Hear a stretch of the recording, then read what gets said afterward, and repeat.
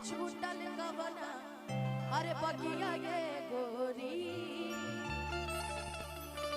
लेकिन मेरे लिए सबसे पहले जो फरमाइश आई है बड़ी प्यारी भजन की, मुझे भी बड़ा पसंद है, आप लोगों ने भी सुना है और बड़ा प्यारा आशीर्वाद दिया उस भजन को, इसलिए चाहेंगे सबसे पहले वो हो जाए क्योंकि हमारी माताएं बहनें भी बैठी हैं, और उसके बाद एक सोहर, उसके बाद फिर लोकगीत में चलेंगे है जी। कि अपना बारे में पियावा कुछ ना बतावे हमारा से जाने खातिर और क्रिया धरावे हमारा से जाने खातिर। आप सभी का प्यार है, आशीर्वाद है। अरशद भैया तो हम लोग ऐसे ही मंच संचालन में इतना ना बड़ाइए कर देते हैं, मंचवा के पिछवा का कर रहे हैं जी, जितना पिछवा आलू छिलो सर बुझाया है हमको, कुछ दिन से हमको पता चल रहा है। क्या चांदनी आलू में छिल रहे हैं आजकल ना? सही बात, पहले प्याज बेचत रहा है। जिस भजन की फरमाइश हुई है मैं चाहूंगी एक बार प्रेम से बोल दीजिए सच्चे दरबार की जय। हमारे चैनल से जितने भी लोग आए हैं, जितने भी हमारे ये मीडिया के लोग हैं, सभी का स्वागत है। आए हैं ना जी आप भी? ठीक है। कि चूड़ी हरियारा का ले आई है रे सवरा का, अरे पहिरी के नाचब छमा छा। आए हाय हाय, यही है प्रभास बाबू। देखिए मैं चाहूंगी एक बार जरा जोरदार ताली बजा दीजिए बाबू के लिए। लड़का पुरस्कार मिल बने। आप बताइए, आप अब मामा जी 20 नंबर ही देवे बड़े हैं।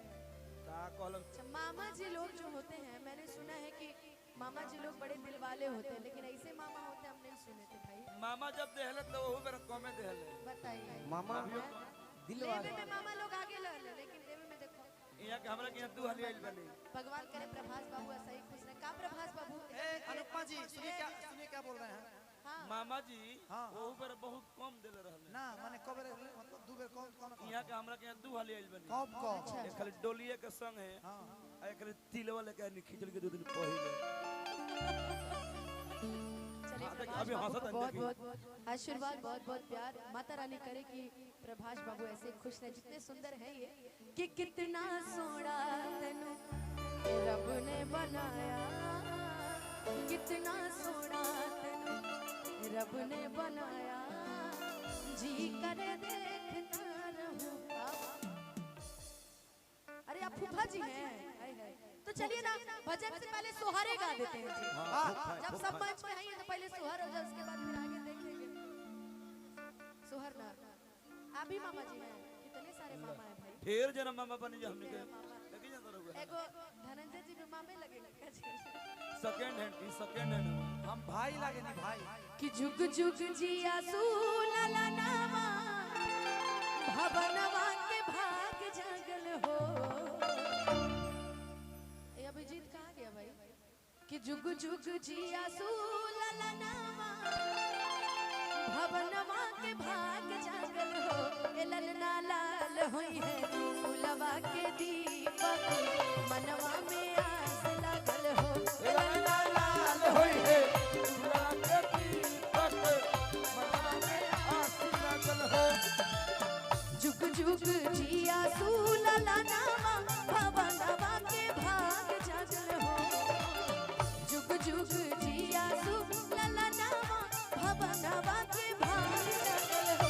ए ललना लाल होई है फुलवा के दीपक, मनवा में आस लागल हो। ए ललना लाल होई है फुलवा के दीपक। भैया आप धीरे धीरे चलते रहे। आप आइए, इनको हम देखे कमरे में पैसा गिन रहे थे, 20 टकिया गिन रहे थे बड़ी देर से, तभी हम समझ गए थे। अच्छा ये भी मामा सब ये भी मामा ही है, तो मामा से लेने का फर्ज माने है। माने माने नकिया तो हुए जैसे बाबूजी के अखिया हमाई के हो। नकिया तो हुए जैसे बाबूजी के अखिया हमाई के हो। ओ ललना मुहावा चनवा सूरज हवा सगरो जोर भइले हो। ए ललना मुहावा चनवा सूरज हवा सगरो जोर भइले। लेकिन मैं चाहूंगी मामा जी की तरफ से अगर मुझे कुछ कहना रहे तो एक ही चीज, कि तुझको ना देखूं तो जी घबराता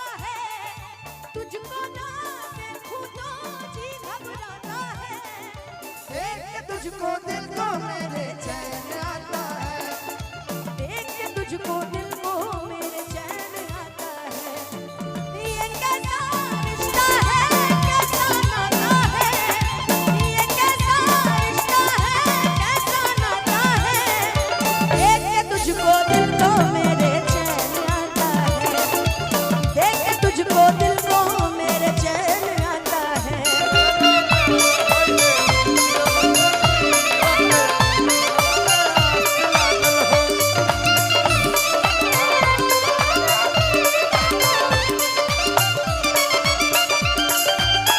आज के दिनवा सुहावन रतिया लुभावन हो, आज के दिनवा सुहावन रतिया लुभावन हो। हो ललना हो ललना हो ललना तू बहरा पर बाजेला बधैया अंगनवा उठे सोहर हो। हे ललना तू बहरा पर बाजेला बधैया अंगनवा उठे सोहर हो।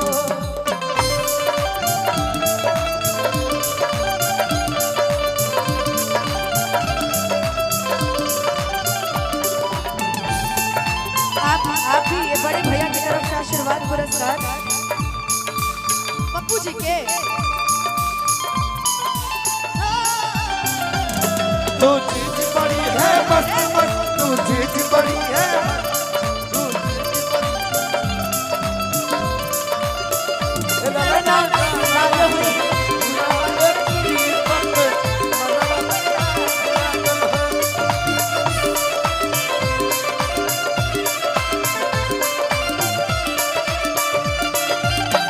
सासु सोहागिन बड़ भागिन अनधन लुटावेली हो।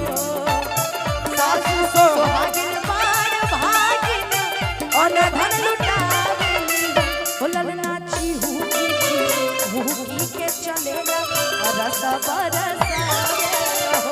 ललना चिहुकी के चलेला रस बरसावे हो।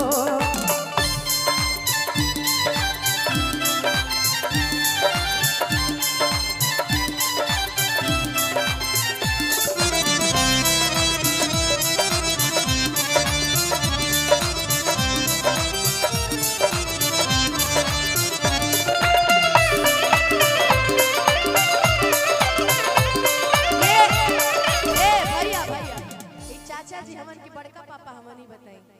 पप्पू भैया कहत रहे हम दोस्त है तो दोस्त चाचे ना लगेगा जी कि नहु के मामा के श्रेणी में शामिल कर देवल जाए। ना बड़का पापा हुए नहीं ना। नाची नाची गावेली बहिनिया ललन के खेलावेली हो। नाची नाची गावेली बहिनिया ललन के खेलावेली हो। हो ललना हो ललना हो ललना तू वहरा बाजेला बधैया अंगनवा उठे सोहर हो। ए ललना तू वहरा बाजेला बधैया अंगनवा उठे सोहर हो। अरे भैया बजा दीजिए ना वो। इश्क में तो हर चीज मिट जाती है, बेकरारी मन के हमें तड़पाती है। याद याद याद बस याद रह जाती है, याद याद याद बस याद रह वो तेरी याद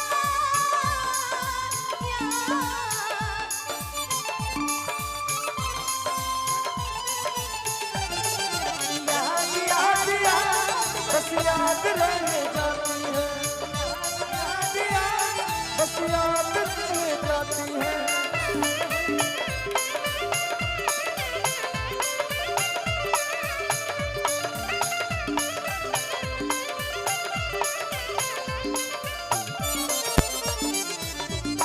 आज के